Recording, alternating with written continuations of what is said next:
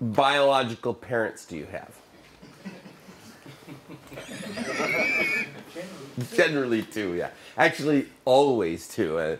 It's one of those laws of nature. You are in Norfolk, well, even in Norfolk, it's going to be two. But how many biological grandparents do you have? Four. Generally, almost always four. Yes, four would be very close to the appropriate number. Great-grandparents. Not to exceed 8. Yes. This is a sequence we know, we programmers, isn't it? This is powers of 2. Great-great-grandparents would be, well, if you've lived in the same area for a long time and there are cousins that live nearby, but still probably 16, although there's a good chance it's something less than 16. But let's not dilly-dally around this region. Let's go out 10 generations, 200 years. Now, that's 2 to the 10th. So the maximum would be 1024 possible ancestors, but probably not. In fact, really good chance that it's not 1024, because the whole cousin thing starts to really take effect at that point. And if we were to go back another 200 years, right, to 400 years ago would be what, 16, 17, 15? Is that right? Did I do that right? 1715 or 1615? It would be 1615. Go back to 1615, 400 years ago, you'd have 1 million possible ancestors. Possible. But it's no way near it. Almost certainly not even close to 1 million. And if you were to go back another 200 years to 1415, the year the Magna... No, that's not the year the Magna Carta was signed. That was the year... well, that was somewhere before Columbus sailed, actually. You would have 1 billion possible ancestors. Although, there probably weren't 1 billion people on the planet. Or maybe just 1 billion people on the planet. And one more 200-year jump would take you back to the year the Magna Carta was signed in 1215, and the maximum possible number of ancestors would be 1 trillion. But there haven't been 1 trillion people on the planet, even including all the dead ones. So this power of 2 thing doesn't work. It only works in the first couple of generations. And then it sort of curves around. You can imagine this growth curve of your possible ancestors, and then the real ancestors kind of curve around. And then another effect takes place. Let's go back 600 years. All right, there were people alive back then, and they had children, but if you were to look at their lines, their progeny, some of them died out. Some of their children didn't make it to 2015. The lines just died out. And in fact, every line has a positive probability of dying out, and therefore, if you go back far enough, you eliminate every line except one. So, you and I would have a single person, somewhere in the deep, dark past, a single pair of people, one man, one woman, who were the parents of everybody in the room. Our little private Adam and Eve, so to speak. And if we did this analysis with everyone on the planet, we'd have to go back further in time, but we could find a single man and a single woman who were the sole parents of everyone alive on the planet. They didn't know each other, probably. They probably didn't live within a few hundred miles of each other. They very likely did not live within a few thousand years of each other. But these two individuals are the mother and father of everyone alive, and this is a mathematical certainty. What can we know about them? Well, it turns out that there are certain molecules in our body that must have come from them. And these molecules are relatively undisturbed. Most of our DNA gets chopped up into little bits and mixes left and right, and you couldn't possibly trace it out. But there is a strand of DNA in your body which comes only from your mother. And it lives in a little organelle in every one of your cells. This organelle is called the mitochondria, not the midi-chlorian. Right?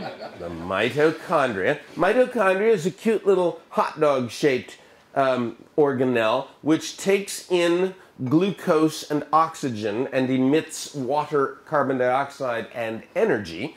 This is the little device within our cells which does the chemical reaction of respiration, of life. And it reproduces, it has its own DNA, and it reproduces on its own schedule. It's almost a little bacteria. In fact, it very closely resembles a little bacteria. Apparently, 1.5 billion years ago, one cell swallowed another one and failed to digest it. And the swallowed cell thought, this is nice in here. And it produced energy. And the swallowing cell thought, gee, it's nice to have someone produce energy for me. And a symbiosis was set up that led to you and me. Now, if you were to take your mitochondrial DNA, the DNA from your mitochondria, which you got from your mother, not from your father, because egg cells have mitochondria and sperm cells don't. So, if you were to take your mitochondrial DNA and compare it to your mother's, it would be identical, almost certainly. And if you were to compare it to your maternal grandmother, it would be identical, almost certainly. If you were to go back far enough in time, however, there is a small chance that there would be a mutation. There are lots of possible mutations. A cosmic ray can come along and hit an egg cell at just the right moment and flip one little DNA nucleotide. And most of the time when you flip a nucleotide, it doesn't do any damage because the genetic code is worked out so that single bit errors don't accumulate. So that's interesting. We could probably lay them aside and see how long it took a mutation to take place. If you were to take your mitochondrial DNA and lay it next to mine, we might see a few differences. And the number of differences would tell us how soon we had a common mother. And we could do this analysis with everyone on the planet. You don't have to do everyone, just do a spot check, a few people from here and there and whatever. And you could build a tree of the descendants of everybody. And you could tell how far back in time we all had common mothers and who their mothers were and how long back in time their mothers were and how long back in time their mothers were, all the way back to the mitochondrial Eve. And you could even tell when and where she lived. And this work has been done, of course. So the mitochondrial Eve, the woman who is the mother of everyone alive, lived probably 120,000 years ago in the east of Africa. We know it's the east of Africa because this is where the mitochondrial DNA has the most diversity. It's had the most time to change and mutate and spread. If you go to Iceland, all the mitochondrial DNA is exactly the same. But in the east of Africa, it's all really different. So she lived in the east of Africa 120,000 years ago at a time when the weather was warm, but about to get cold. The last ice age started shortly after that and only ended 14,000 years ago. We can trace what happened to her children. We know that her children left the east of Africa, went north, and then moved to the west into Western Europe, and a completely different cohort moved north and then went to the east into Eastern Europe over the steppes into Russia, and different batch entirely went around the oceans all the way down into Australia. There was another batch that managed to leave Russia and cross the Bering Straits and go into North America about 14,000 years ago, and they wound up at the tip of South America 1,000 years later. Men in the room. You have a stretch of DNA that comes from your father. It is the Y chromosome. Y chromosome only comes from dad, and mom's DNA does not mix with it. It is a hunk of pure testosterone coming from your father and his father and his father and so on, a single inheritance hierarchy going all the way back to the Y chromosome atom. who lived 70,000 years ago at the height of the last ice age in the east of Africa. And we can trace the migration of his sons, and it's roughly the same, not quite the same, oddly, as the migrations of the mitochondrial Eve, because after all, they had very different timings, but roughly the same. And actually, the map of these migrations is very, very precise and detailed. There's been a lot of fascinating research done on this. And I find that very interesting, that the history of the human race is written in the molecules of our body. But that's not why we're here, is it? I need to talk about architecture instead. Okay. I guess it was about 8 years ago now, my son came to me, and he had written a Ruby on Rails app. And he showed it to me, and this is what I saw. And I looked at it, and I immediately recognized that, oh yeah, that's a Ruby on Rails app. And because you can tell, right? It's got the app directory, it's got the controllers, models, views. This is a Ruby on Rails app. Anybody who's done Rails would look at that and go, yep, Ruby on Rails app. And then it occurred to me, for the first time in many years, it occurred to me that, wait, why do I know that this is a Ruby on Rails app? I'm looking at the high-level directory structure. Why does the high-level directory structure of this application tell me the framework that I'm using? Why doesn't it tell me what the application does? And that bothered me. I thought, wait, the highest level directory structure in the system, shouldn't it tell me what the application does? Isn't that what's important about this application? Why is the framework standing out in front of everything, hiding what this application is supposed to do? I thought, well, that's just not right. There's something wrong with that. Because what is Rails? Anybody do some Ruby on Rails here? Yep. Okay. Paul, you do? You do? Okay. And, you know, the rest of you probably use some other framework. Web framework. Ruby on Rails is a web framework.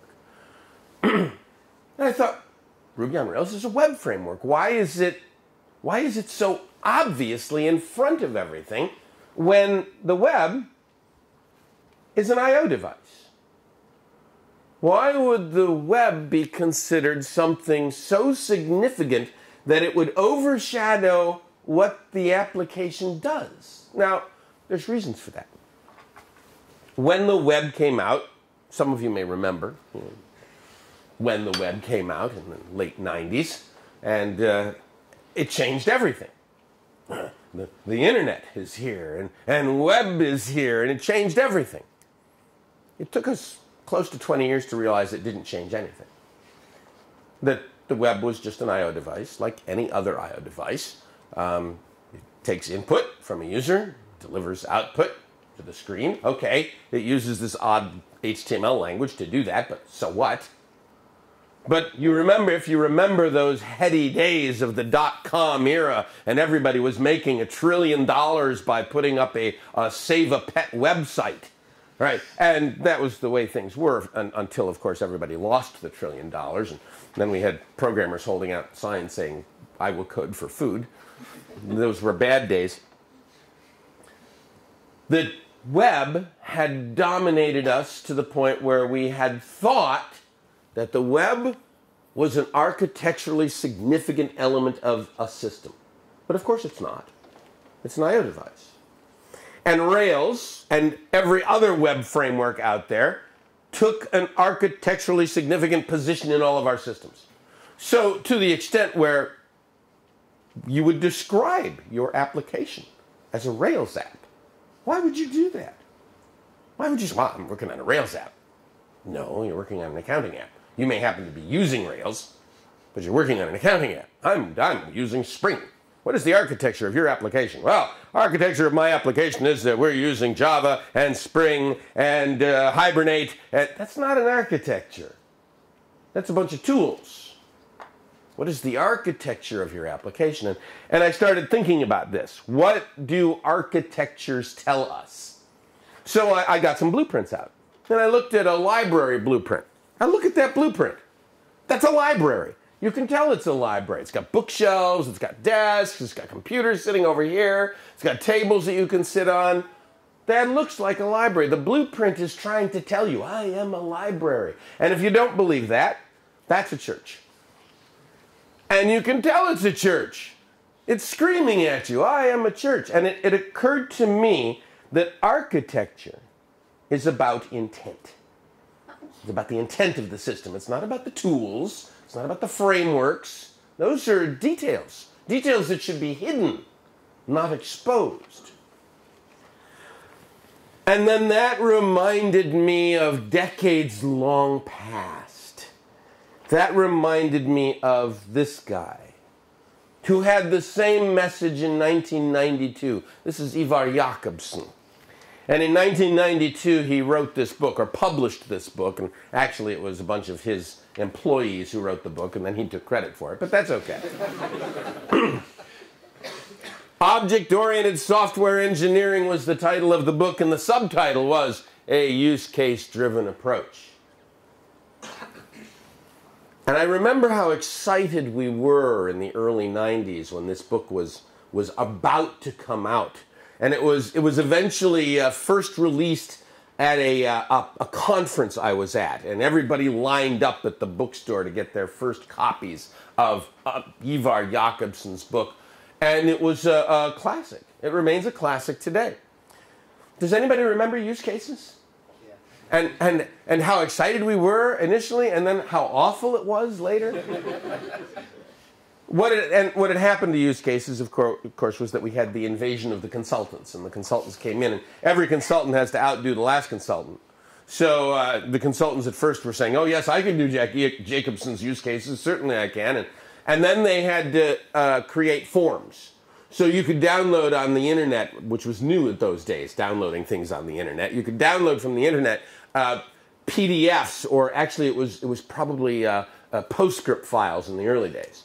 PostScript files of forms that you could fill out to identify your use cases. If you wanted to make a use case, you'd download a use case form. And then every consultant had to have a better form than the one before him, and so the forms got more and more elaborate, and eventually you had to fill out all the primary actors and the secondary actors and the tertiary actors and the preconditions and the postconditions, and it just turned into a nightmare. And the poor people who were supposed to be doing use cases all went, no, we can't do this. And that was just at the point where the Agile revolution started, and everybody said, let's do user stories instead. And nobody quite understood that there's no difference between a user story and a use case. They're the same thing, but at least we didn't have the form. A Jakobsonian use case looks like this.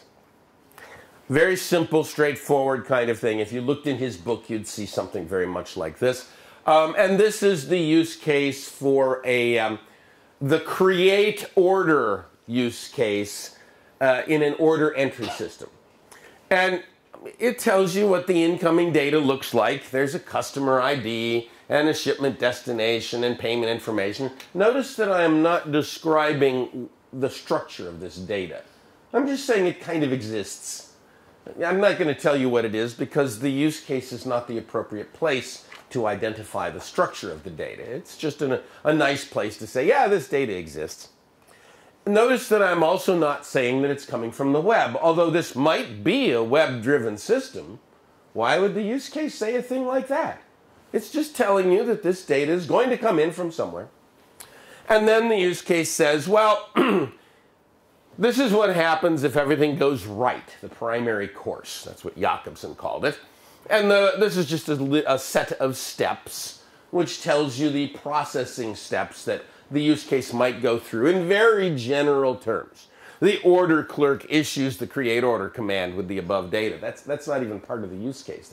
That's the manual step that kicks the use case off. 2, the system validates all the data. I'm not going to tell you how it validates all the data or give you any of the validation criteria. That's for later. Right? The system creates order and determines order ID. This is probably a database operation, but I'm not going to say that here because maybe it's not. You know, who might have determined that? And finally, the system delivers the order ID to the clerk, probably on a web page, but why would I say that here? that's a very typical kind of Jacobsonian use case. And at the end of that, there's also all of the courses that would take place if there were errors, any kind of exceptions. Usually there's only one or two of those. Now, what Jacobson said about this, and the topic of his book, was that you can take that and turn it into an object. Remember, the name of his book was Object-Oriented Software Engineering. You can take that use case and you can turn it into an object, because clearly it takes data in, it processes the data, and it puts data out. I call these objects interactors. He called them control objects. I didn't like that name because it's a little too close to model view controller, and I didn't want the ambiguity there. Other people have said, you know, Bob, you should have called it a use case object, and that might have made some sense, but it's too late now. The interactor object contains application-specific business rules.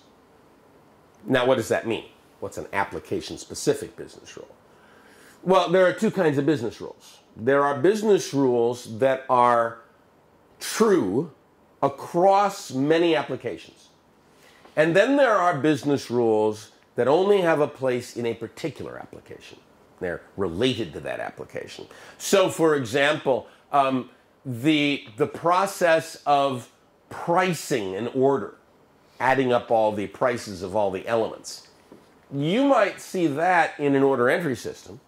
You might also see that in an order processing system. So that's not an application-specific business rule. On the other hand, the process for creating an order is specific to the order entry system. That's the only system that can create an order. Interactors are always application-specific. They are the use cases of the application.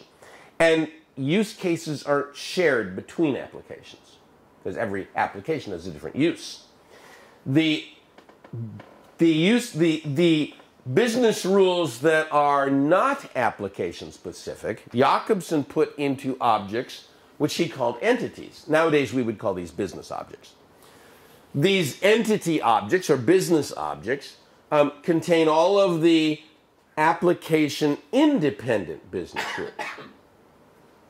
And usually what happens is that an interactor will actually talk to several entity objects. A create order interactor would probably talk to an order entity and a line item entity and a customer entity. There'd be several entities to talk to. And then Jacobson said there's one more kind of object. And he called them boundary objects. At first he called them interface objects. Later he changed the name to boundary objects. And I have drawn them here as interfaces because these boundary objects are actually implemented by either an interactor or something else on the far side. These two boundaries are interfaces. They're Java-like interfaces. They're abstract classes. Data comes into the interactor through this boundary, which is implemented by the interactor. Data goes out from the interactor through this boundary to some other object on the far side. Now, I can show that in more detail here. There's an interactor talking to several entities. This is the input boundary because the interactor derives from it. And that is the output boundary because this thing here, whatever it is, derives from it.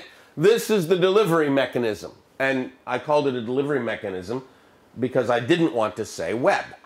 Because it might not be the web. It might be a console app. Might be a thick client app. Might be a service-oriented architecture.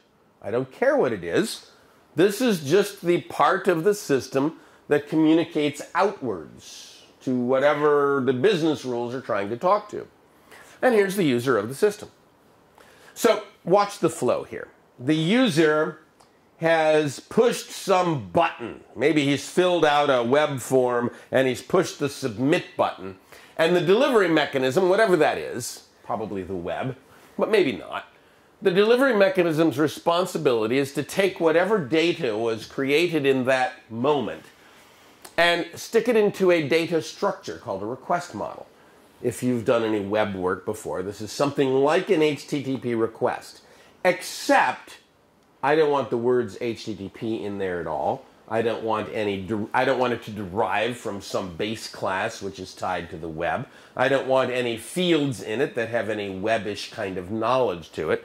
In fact, what I want this data structure to be is a plain old Java object or a plain old .NET object or whatever language you're using with a bunch of primitives in it and no dependencies at all on any framework. That gets passed into the input boundary, and since the interactor derives from the input boundary, the interactor receives that request model. And it decodes it, says, this is a create order request model, and gets all the data out of it. And then it uses that data to control the dance of the entities. It pumps out to the entities and says, well, you've got to create an order, and you've got to add the line item to the order, and you've got to add the customer to the order. Does all that stuff. And when it's done with that, it continues to control the dance of the entities, but this time in the opposite direction as it gathers up all the results to create yet another data structure called the result model.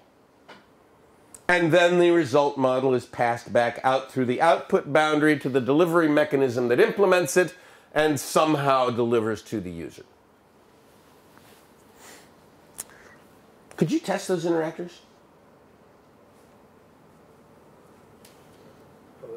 Yeah, you can test them, right? Because all you have to do is hand the interactor a request model and then get the response model from it and look at it.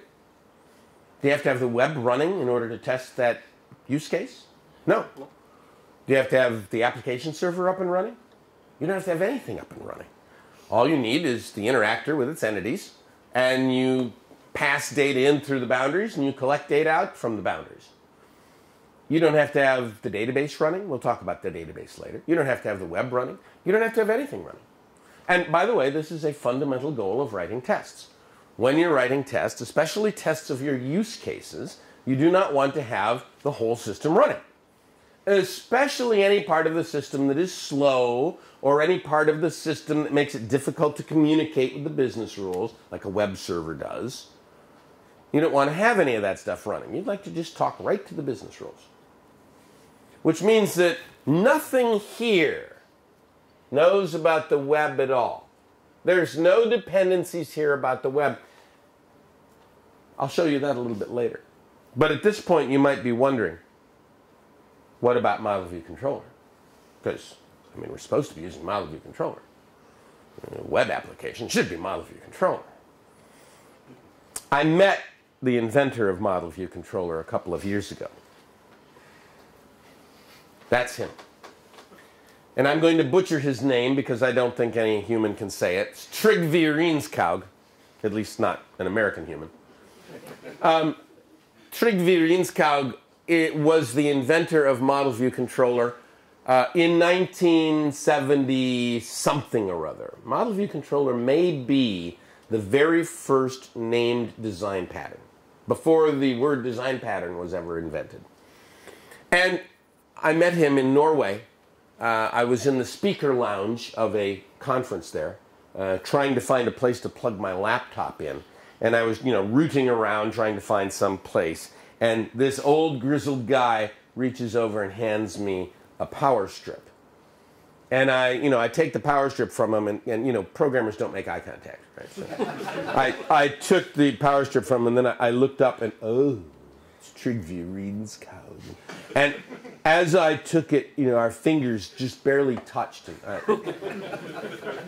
haven't washed that hand. The Model View Controller architecture that he came up with so long ago for Smalltalk looks like this. There's a model object which hides some very small business rule. There is a controller. The job of the controller is to gather input from some device, keyboard, mouse, whatever. And the controller will then translate those gestures from the device into method calls against the model. The model is not allowed to know what devices control it. The model is not allowed to know where it gets its input from. That is the job of the controller. The view, and notice this funny arrow that I've drawn here. The reason I drew that funny arrow is because that is an observer relationship. The view registers with the model, and the model calls back to the view through an observer-like pattern, and tells the view, hey, I've changed, you better redisplay me. The job of the view is to then present the data within the model appropriately to the user. Input, process, output. That was Model View Controller. And in those days, Model View Controller was used in the small. You had a Model View Controller for a button. You had a Model View Controller for a single text box. You had a Model View Controller for a group of radio buttons. You did not have a Model View Controller for a whole page. That's a much later invention. Because what happens to any kind of good idea in software is that people know that it's a good idea, and they also know that their ideas are good, and so that they figure that their ideas are that idea, and they completely lose the original idea. So somebody, somewhere, came up with the architecture for a web app, and they knew it was good because they had done it, and they called it Model View Controller because Model View Controller is obviously good, and so nowadays our web apps look like this. Now, here's the web sitting off to the right, and I won't talk about it much except to say that through some magic, the web server eventually invokes one of your controllers after it's received a URL or after it's received an HTTP request, a get or a put or something like that. The controller will get that, and the controller's job is to unpack all the strange parameters that came in through the URL or the web form or whatever, and then call all the business objects that are in the model area of the Model View Controller architecture for the web. And having called all the business objects, then the controller passes control to the view, and the view queries all the business objects and puts all that data on the web. And that's typical kind of Model View Controller architecture for the web. And one of the problems with this architecture is that there are no solid boundaries here. What happens is that controller-like functions somehow wind up in the business objects. Because programmers are sitting there going, oh crap, I got to get crap done. And they start writing code and they don't really care where they're writing it. So they might write it here or they might write it there. It works. It's okay. It works. You know, leave me alone. And the view-like stuff manages to get into the business objects, and business stuff gets into the views. Anybody seen any business code in the views? That, you know, it's just there's not good boundaries here, and you kind of lose control of it if you cannot keep discipline. And one of the problems we have as an industry is that we're not very good at keeping discipline. I mean, hell, half of us don't write tests, and that's unbelievable, right? Can you imagine telling your users, you know, I don't write tests. I just write the code. And sometimes it even works. And I ship it to you. And if there's bugs, well, you're going to tell me, aren't you? And that's our attitude.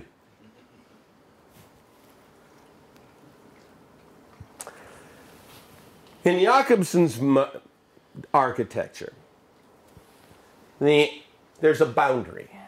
And I'm confusing this with the boundary object. The boundary I'm talking about is this double black line. That double black line is a hard architectural boundary that separates the business rules from whatever else we're using, the web in this case. And I want you to notice carefully whenever you see these double black lines that all of the dependencies point across those double black lines in one direction, always pointing towards the business rules. This is the fundamental architecture of a plugin. This, the web, is a plugin to the business rules. Do you use plugins? Okay. What languages do you guys use? Who's doing Java? Who's doing .NET? What are the rest of you doing? Python. Ooh, Python. Dynamically typed. Lots of cool things. What? APL. APL. Not IP. APL. Yeah. Really? People still use APL. Wow. Do you have like special keyboards with a million keys? No, you've got the GUI now. So it's got a GUI. You don't need to. Get it sorted and everything's fine. What else? PHP. PHP, of course. The accidental language. Was never supposed to be a language, but it did. It became one. What else? Tickle. Graphics language. Anybody else? There's a lot of JavaScript here. JavaScript, of course, we're doing JavaScript. Okay, so imagine that you've got an IDE like Eclipse or like Visual Studio, or probably some of you are using Vim.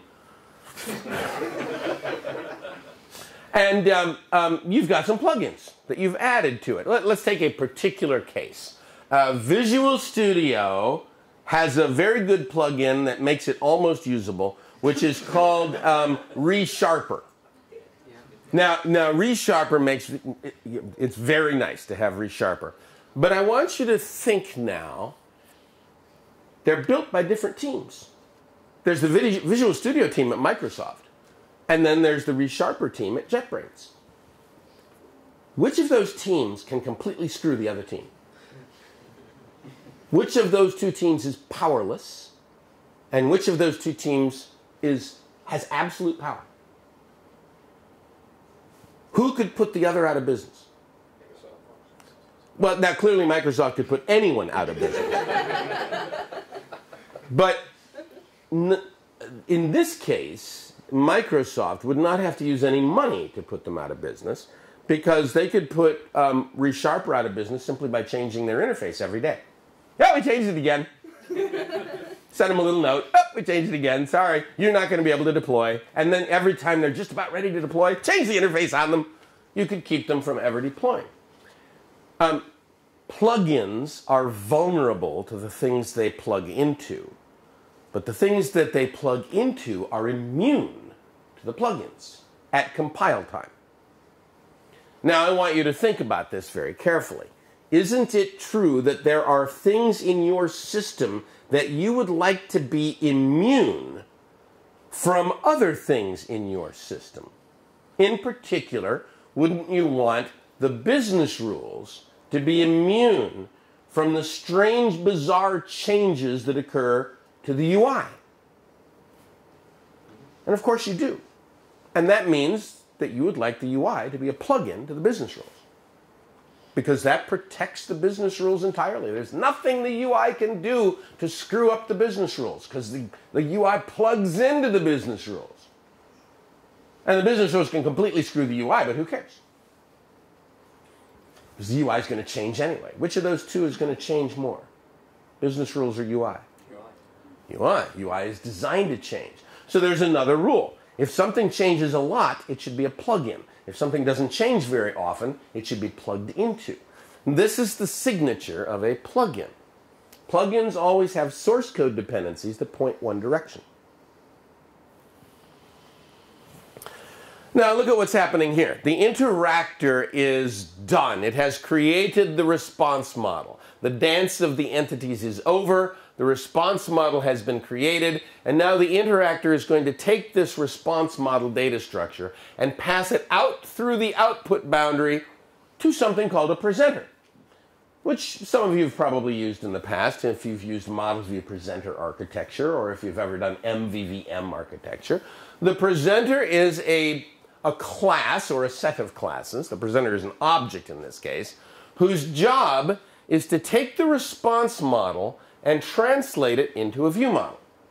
Now, what's the difference between a response model and a view model? Response model has data in it. Data that was created by the interactor as the result of a use case. But this data is not presentable. A date, for example, would be a date object. Some currency would be a money object. You might have other kinds of objects as well. It is the job of the presenter to take them and turn them into formatted strings. The view model has in it nothing but strings. So it is the presenter that takes the date object from the response model and calls simple date format on it with just the right gunk and creates a nice little string that the view model will hold. And it is the presenter that takes the currency data out of the response model and puts it in the view model with the currency character in it and just the right number of decimal points and maybe parentheses and all of that stuff. And if the currency should be red, then the presenter knows that somehow or another by looking here. And it says, oh yeah, negative currency, that should be red. And so it sets a little flag in the view model. It says, this field should be red. If there's a button on the view model has a string that holds the name of the button. If that button should not be active, if it should be gray, the view model holds a Boolean for telling it to gray it out. If there are menu items in the view model has the names of all the menu items and their orders, and whether or not they are gray. There is no significant processing about the presentation of the screen that is not done by the presenter. The goal behind that is to make the view so stupid you don't have to test it. Right? Literally. The view is so stupid, has no real code in it. All it's doing is grabbing crap out of the view model and sticking it on the screen without any processing. So there's no point in testing it. You're going to test it with your eyes because you got to look at it anyway. But you can test that presenter. You can test everything it does. You can test that the formatting is done right and that the Booleans are set correctly and the buttons are activated and the menu items are activated. You can test all of that stuff without ever getting to the view. And then if you really want to test the view, you hand it a view model. And you don't have to have the rest of this crap while you're testing the view. That's one of the benefits of having a plug-in architecture. You can test the elements of the plug-in architecture independently. So here's the whole picture, or at least the picture from the interactor to the left. And here again is this nice little boundary line. And notice all the arrows point in one direction. Now when I say all the arrows, I mean all the arrows. Every arrow, every import, every pound include, every source code reference, no matter how trivial, must maintain this pointing in single direction. This is not just the big objects that all point in that direction. Every single object has to point in that direction because your goal here is to take this stuff and burn it into a DLL or a gem or a jar file or a shared library, and burn this stuff into a completely separate DLL or jar or gem or whatever, and ship them independently, deploy them independently. And by deploying them independently, I mean you might make changes to the GUI. You're going to recompile all the code on the GUI side. You're not going to recompile any of this code. You're not going to build another jar file for this because nothing there has changed. And all you're going to deploy is the GUI jar file because the GUI jar file is a plugin. That's the goal. What about the database?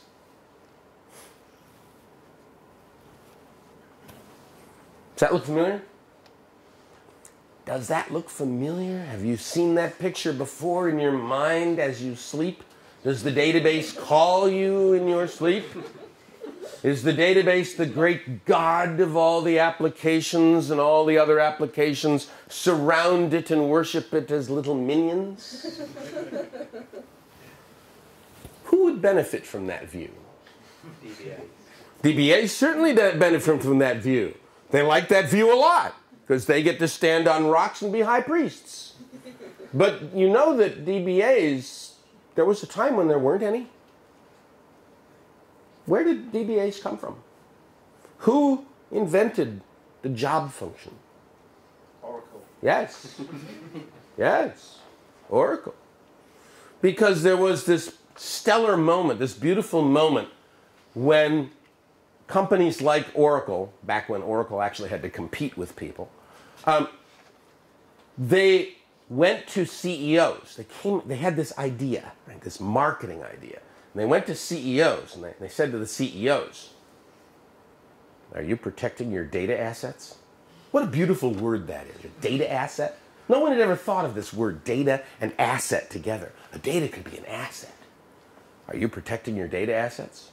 CEO goes, "I didn't know I had data assets." "Oh, yes, you do. And you'd better be protecting them. And we have the system that will protect them." "Ah, but in order to use our system, you have to change your organization. You need people to preside over the control of your data assets." And this massive movement took place. This was in the 70s. And in the 70s, this all took place gradually, and people started really putting DBAs in place and database administrators, and they were the only ones with the keys to the database, and this whole high priest thing took place. And databases became significant. And that's ironic. It's ironic because databases are I/O devices. I mean, it's disk. You store bits in a database. And they have some interesting features. They're frameworks. They have interesting features, search features and indexing features and reporting features. And that's cool. But they're just tools. They're not the architectural center of anything. They're I/O devices. If you have a database that's in the center of everything, you've made the same mistake that Rails has. The web must be in the center of everything. And actually, Rails does both. The web and the database must be in the center of everything. The database is a detail, and this should be burned into your mind. You're a programmer, right? And the programmer's job is to separate the things that are important from the things that are not. We are abstractors. That's what we do for a living. We are detail managers.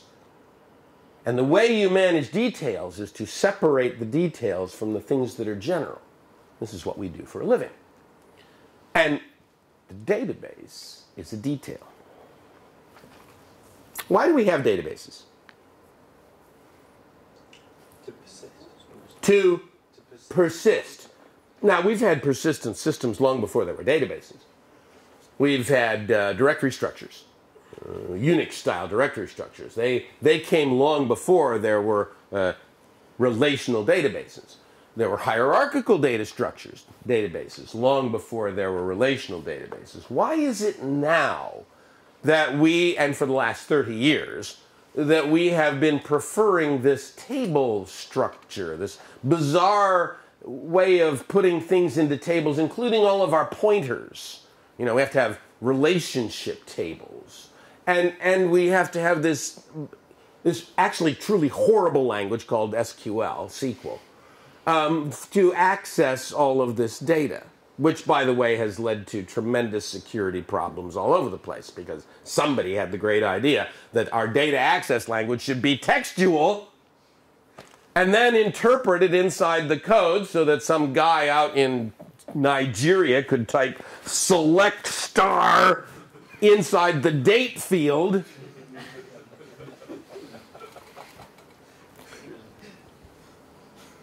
Why do we have these frameworks, these engines?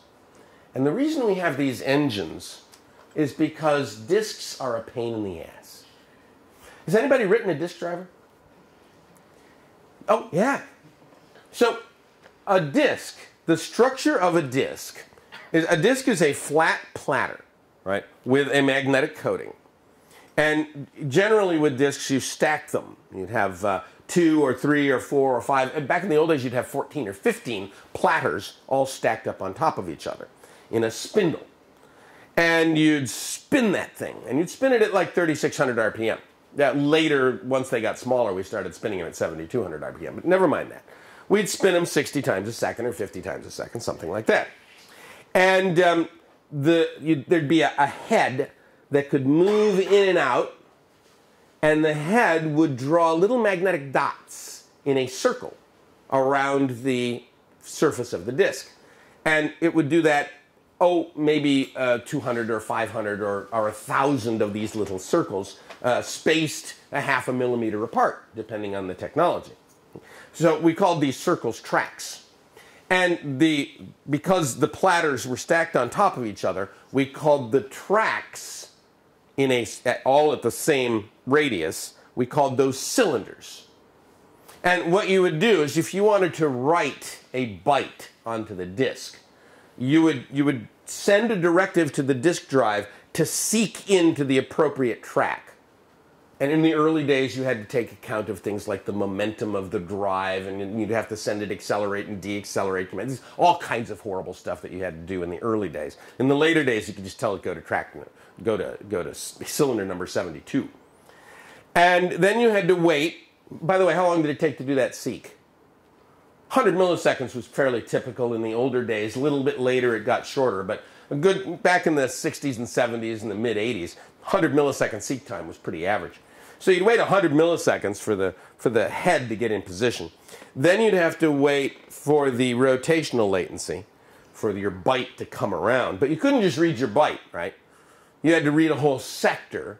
The sector would be like 4K bytes. So you'd have to read all 4K bytes, and you have to wait for it to come around. And then you'd read all 4K bytes, then you'd find your one little byte in there. Right? That's how you had to deal with the disk. And it was a pain. It was a pain. The job of the database was to get rid of that pain.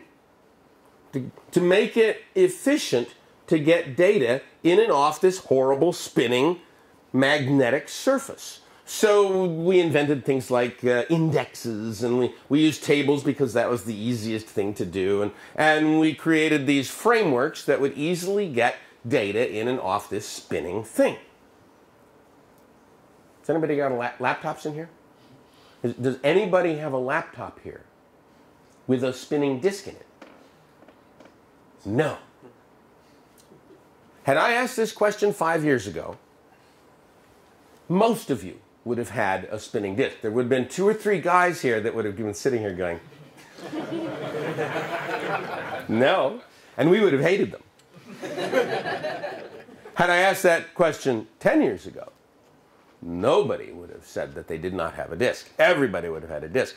Now no one has a disk. The disks are going away. There will not be disks.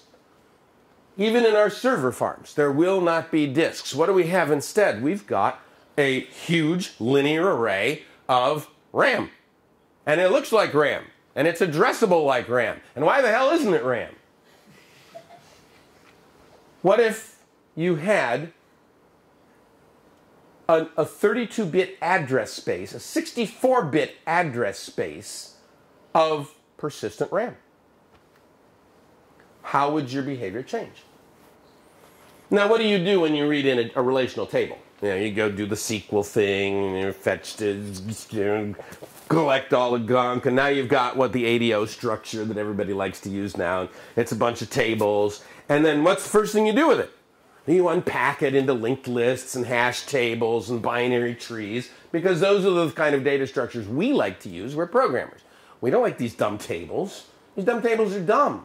I want to use pointers. I don't want to use relationship tables, right? What if we just saved it as hash tables and binary trees and linked lists? If I were Oracle, I would be pretty scared, because the reason for my existence is evaporating out from underneath me. Now, there's a lot of momentum in databases, and there's a lot of social momentum. People like their SQL for some strange reason, and they enjoy relationship tables, and they will tell me over and over, don't you understand, there's a relational algebra, there's a mathematics, blah, blah, blah, blah, blah. Okay, fine, I've heard it before. But the reason for the database to exist is disappearing. And more we are going to have access to indefinite amounts, unlimited amounts of persistent RAM. And more we will be storing our data in the way that is convenient for us to store our data, in trees and hash tables and linked lists and other very convenient forms, not in relational tables. Oh, there will probably be some relational tables that survive, but now there is some healthy competition. This is why there is a NoSQL movement. The NoSQL movement is born out of this notion that we don't need the disks anymore. We don't need the databases anymore.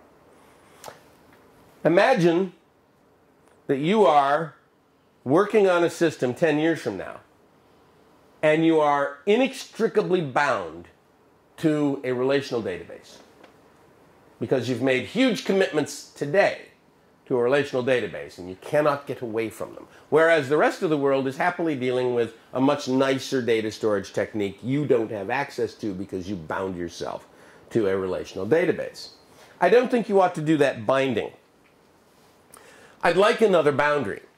I have a lot of reasons for wanting this other boundary. not just the idea that you don't want to bind to the database. But here's the boundary here, another one of these lovely double lines, which makes the database a plug-in to the business rules. That's nice anyway. The database should plug into the business rules. Business rules should not be written. Anybody write their business rules as stored procedures in the database? This is a bad idea. We don't want to have SQL as our business rules. There are good purposes for stored procedures, data integrity and back pointers and that kind of thing. But you don't want to be doing mail merges in SQL. I actually saw a SQL stored procedure that was an entire mail merge. Never mind. So here's the boundary. And the interactors will use an interface which I call an entity gateway. And the entity gateway is just a standard interface, and it has a method in it for every operation you want to perform on the database. If you want to get every order that was posted since December 1st, there is a function here that says get orders since some date. Every possible query, every possible create, every possible delete, every possible update, every possible query you want to do, there is a method here that lets you do that query. And down here you implement those methods. And this is where the SQL lives. And the SQL is sent to the database through an API, and life is good. There is no SQL up here. And if you look at the direction of the dependencies, you find that the database is a plug-in to the business rules. All of the SQL lives down here, so the SQL stuff plugs into the business rules. And you can separate your business rules from the database. Anybody notice that databases can sometimes be a little slow? And does anybody have a test suite that's really slow because it goes through the database? Well, you don't have to do that, because you can replace the database with anything you'd like here. And most of the time, what we'd like to replace the database with is a set of simple little stubs. Every unit test will just hand it another stub that says, hey, when it asks that question, just return this. And all your tests can go in microseconds. Who's got a suite of tests? A really good one. Yeah? Is execute fast? Yeah? Well, one of them does. One of them does. The rest of the unit tests are all really slow, but the one unit test is really fast. One of the design imperatives for a test suite is that it execute quickly. And the reason for that is very simple. If it doesn't execute quickly, you're not going to execute it. You're going to put it in some thing that is executed at night. You won't execute it because it takes too long. Well, what's too long? More than a couple of minutes. If it takes more than a couple of minutes, you're just not going to run the tests yourself. You will defer that to the continuous build. You will defer that to later at night. You will defer that to something that runs on the weekend. But you won't actually see the tests run yourself. And that's a problem. Because if you could run the tests yourself and see them execute in a minute, or 2, or 3, then you could make decisions based on what happened to those tests. For example, what decision can you make if the test suite passes? Well, that'd be a good decision, wouldn't it? If the test suite passes, ship it. And what's the laughing about? Well, the laughing is about, yeah, if the test suite passes, we're going to ship it, right? Because we know that the test suite doesn't cover everything. But if the test suite doesn't cover everything, then you can't make any reasonable decision when it passes. Passing is useless. Now, when it fails, that's good. You know that something's broken. But if it passes, you don't know that it works. You can't ship it. And if you can't ship it, that passing is useless. One of the goals is to get the test suite to be the QA process. Test pass, ship it. And I mean literally. If the test pass, you deploy. If you have a test suite like that, then you can do something else. Especially if you can run it fast.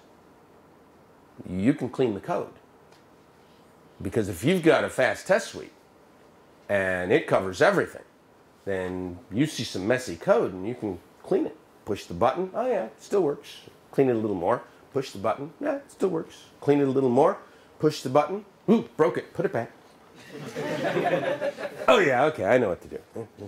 Push the button, green. If you have a test suite that you trust with your life, you can clean the code. How many of you have put code up on your screen and looked at it and thought, oh, that's ugly, I should clean it? And your very next thought was, I'm not touching it. Because you know if you touch it, you will break it. If you break it, it becomes yours.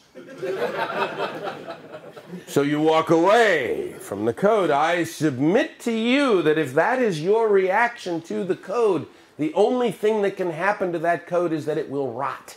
Oh, you will add more features to it. You will fix bugs, but everything you do will make the code worse and worse and worse because you will not make it better. The only way to make it better is to have a suite of tests that you trust, and then it's easy. Then you make it better all you want. And it costs you nothing. Pardon me. So here we've got our database. And I can make my tests run really fast with this so that I can test all these business rules in seconds. Maybe a minute.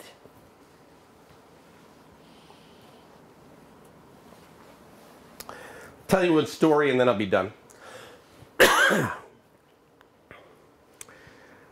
In about 2002, my son and I began a project called Fitness. Some of you have probably used it. Fitness is a wiki.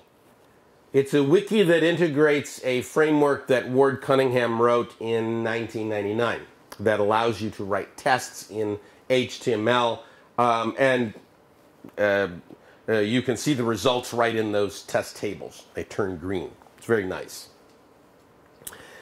Fitness was a wiki, and we thought, all right, we're going to build this. Now we need a place to store the pages. And that means a database. And there was only one open source database at the time. That was MySQL. So we thought, all right, we're going to have to get MySQL. We'll have to invent a schema. We'll have to get it working and all of that gunk. And we were about to do that when somebody said, well, you know, we don't really need to get MySQL working yet because there's this whole other problem of translating the wiki text into HTML. The markup language of the wiki into HTML. And we thought, oh yeah, that's a good idea. We could do that instead. And so we invented a little mock object called mock wiki page. It derived from the wiki page class. The wiki page class had a save function on it, which we just mocked out to do nothing. And it had a toHTML function, which is the one we worked on. It took us 3 months or so working on all the different parsing and producing HTML. And eventually we got that working.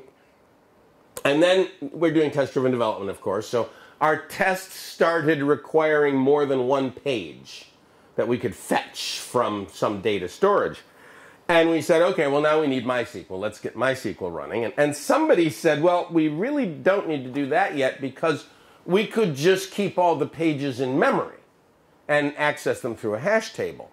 And we thought, yeah, that's probably a better idea because we don't need the database yet. And so we actually worked for a year this way. Pretending like we had a database. It's just that this in-memory page used a hash table instead, but the query technique was still the same. The save method still worked. All of that stuff still worked. It just worked in memory. And for about a year, we developed Fitness that way. We got most of Fitness working this way. Now it could run tests, and we could build, couldn't save anything. That was a problem, but it didn't matter to us because we weren't shipping it yet. And we were just writing tests and making them pass and writing tests and making them pass, and life was good.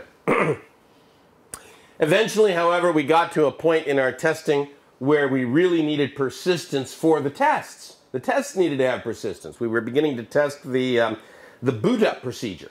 And the boot up procedure had to bring in pages from a file, and we needed persistence. So we thought, okay, now's the time for MySQL. And Michael Feathers was there at the time. And Michael said, well, you probably don't need the database yet because you could probably take that hash table and write it out to a simple file system And that would be kind of a kludge, but it wouldn't take very long, and you wouldn't need to mess with the database. And he actually came back a day later with that all working. So we just, fine, great. Now we have something that appears to be persistent. It's not the database yet, but it's fine. And we worked for another 3 months on it. And we actually could take it on the road now. We could demonstrate it to people. We could save our pages. We could actually do real projects and test real projects with it. And about 3 months in, we looked at each other and said, you know, this is good enough. We don't need the database at all. We pushed the database decision right off the end of the planet. Until a client of ours came to us about a year later and said, we really have to have a database. And we said, why? The file system works fine. It's fast enough. Everything's good. And besides, you can actually take your tests and check them into source code control. It's one we hadn't thought of when we were thinking of the database. And he said, all of our artifacts are data assets. They've got to be in a database. So we said, well, all right. Here's how. Here's the structure. And all you're going to have to do is replace the file system page with a MySQL page. And he actually came back a day later with the whole thing working in MySQL. And he gave us the code. We used to ship it with Fitness as a plugin, but nobody ever used it, so we stopped. Even he stopped using it after a while once people got smart there. The end result of that story, and the reason I told you that story, is because of this. We took what would normally be considered as a primary architectural decision, and we deferred it and deferred it and deferred it right off the end of the project. And that leads to a fundamental conclusion. Good architectures allow major architectural decisions to be deferred. The job of an architect is not to make decisions. The job of an architect is to defer decisions as long as possible, to allow the program to be built in the absence of decisions so that decisions can be made later with the most possible information. There are some decisions you can't defer, like what language you're going to use. That one you're probably going to have to decide early. But you don't have to decide what database you're going to use early. Now, you may already know what database you're going to use early because your company has invested $20 trillion in some worthless license to a database, and you've got to use it, but you can still pretend like you don't know what database you're going to use and defer that decision as long as possible. And you don't need to know what web framework you're going to use. We need to build a web application. All right, get out Ruby and Rails. Guys who know Rails, if the first thing you type at the beginning of your project is Rails, you've lost the war. That is the last thing you should type, or one of the last things you should type. Get all the business rules working first, get all the flows working first, and then, oh yeah, maybe we should use Rails here, or maybe not. You have the decision. You can make the decision late. A good architecture maximizes the number of decisions not made. And you achieve that by using a plug-in model. And a picture of the plug-in model is here, where you have all of your use cases, and then everything around the outside, the UI, the database, I'll talk about frameworks briefly, are plug-ins to the use cases. The use cases don't know they exist. And the use cases are utterly independent of all this stuff. I put frameworks there. Anybody using a dependency injection framework? Good. Cool, isn't it? You know, you can inject these dependencies. Woohoo. Has anybody lost control of the dependency injectors because you had some horrible XML file or a whole bunch of add auto wires or something like that, and the system crashes and you don't know why, and it's because of some horrible line in an XML file deep down inside the injection configuration? People have gotten kind of emotional about dependency injection. It's a wonderful idea. It's a good idea. It's an old idea, and the frameworks have kind of helped with it.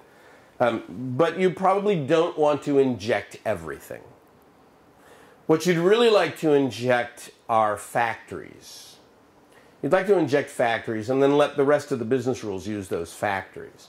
You'd like to inject a few strategies. The number of things you inject should probably not be more than a dozen or maybe 24, and that would be an awful lot. And then where you want to inject is also critical, because you don't want to inject anything in here. You'd like to you'd like to make your injections into a plugin, and then have the plugin distribute the objects through normal means, like a factory or something like that. And the reason for that is simple.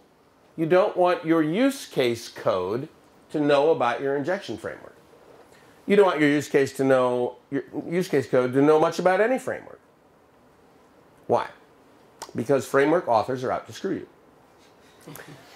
That's not quite true. They're not exactly out to screw you, but they will screw you. Because the framework authors have their interests in mind, not yours. Think of the relationship between you and the framework author. You make a tremendous commitment to that framework. The author makes no commitment to you at all.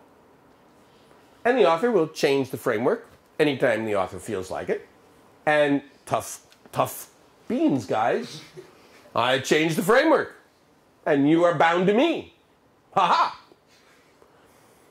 A good software developer looks very carefully at frameworks and understands that frameworks come with benefits but also with costs, and those costs can be pretty high.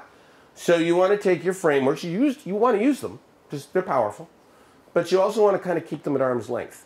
And the most important thing about that is you do not want to follow the examples that the framework author wrote for you. Because the framework author is perfectly comfortable coupling to his framework. But you should not. So you want to think about that. And go, I don't really want to couple to that. Guys using Rails. How would you ever not use Rails? If you coupled strongly to it. How would you ever break away from Rails if you felt you had to? And yet, you should be free to break away from Rails. You should architect your system so that if Rails becomes a liability, it is not impossible to break away from it. So be careful with your frameworks. And I think that's about all I have to say here, other than that one last little picture, which I like.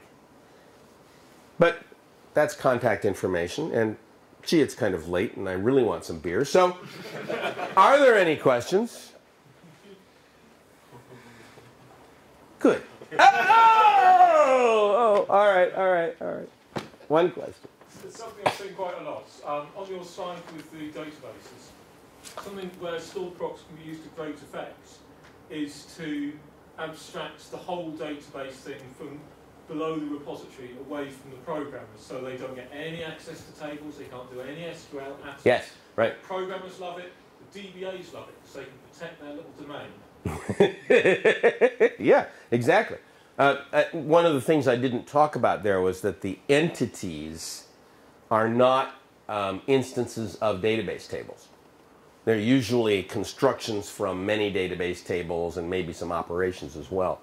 And I don't need to go into any more detail on that, but yeah, good point. All right, beer.